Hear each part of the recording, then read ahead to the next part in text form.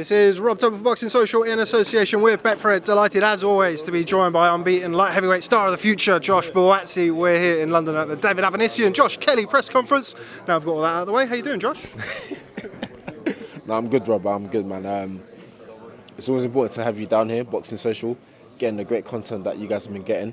But I'm good, man. Frustrating back end of last year, but we're here, man. We're out in March 28th, so I can't complain. Thank you very much. It's always nice to hear that we're welcome down here. It's not always the case. But yes, we've already spoken. We've already caught up at the start of this year about kind of the whole Caparello situation. So let's, rather than dwell on that, let's talk about the future. How excited are you to finally get back in the ring on March the 28th? It's been a long time. I think it'll be 6 months when I box, but we're 6 weeks away. Camp's been going well so far. 6 hard weeks left. So it's for me, it's just another fight, man. Getting the shape that I need to get into, and as I always say, that's for me, that's good enough to beat anyone. So there's not much to analyse and to think about, if I'm honest with you. Last time I caught up with you, let's say it's at the very start of training camp, where you're a little bit tired. Yeah, you were suffering. I didn't want to say it, but seeing as you've said it, I'll say it. How's training camp gone in the period of time since then to now? I see you're already looking a little bit leaner. Yeah, no, man. I was suffering when you came, but I was trying to man up. I said, Rob's watching, you keep going, Buatsi. I was too tired, man. But no, it's been going well. Getting a few rounds in for the boys that are preparing for the Olympic Games. I think it's at Copper Box. They're in great shape, great condition. They were out in Kazakhstan.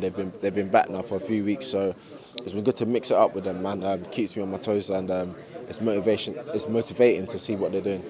I can imagine it does keep you on your toes. You've got the likes of Ben Whittaker and such like going to the Olympic Games. Does it take you back to where, before you went to Rio, that hungry mentality of those amateur fighters? Yeah, I just remind them that do as much as you can to qualify, boys. You've got the opportunity, just take it, man. And yeah, I remember when I was in that situation myself, but I'm now faced with March 28th, so being around them is giving me a lot of courage, a lot of energy, and we're all just grinding it out, man. I spoke to Eddie. He said that it's not going to be Caparello. It may be somebody potentially just slightly below that to ease you back in the ring. So your longest period of inactivity as a professional. What do you make of that? I know you're not somebody who's really that bothered about who you fight, but this year's kind of been earmarked as your breakout year. What kind of opponent would you like to face on March 28th? Like they say, I've been out for about 6 months, so it won't be a Caparello level, maybe the one below that. So we get that out of the way. Even that, Rob, I don't think there's no such thing as a straightforward fight in my division. Everyone's good, man. So I'm not training for a straightforward fight. I'm training for a fight. So I'm getting in the best shape that I can get into by March 28th, and we'll see what happens. Eddie told me that Callum Johnson, who's recently been ordered to fight Igor Mikulin for the European light heavyweight title, could be a future fight for you in 2020. Does that interest you? It does, man. Like I said, winning that British title at that time, when you have that belt, it means you're open to fight any light heavy in Britain.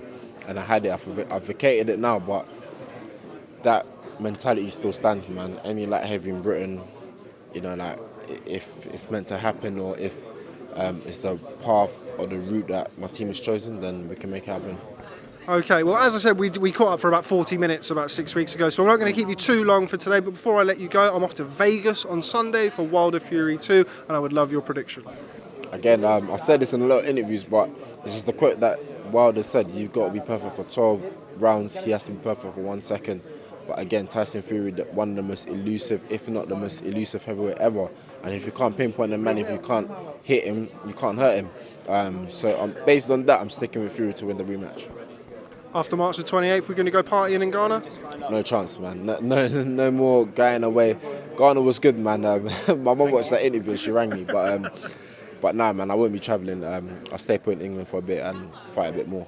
It's rare for you because you usually like to get away after a fight, don't you?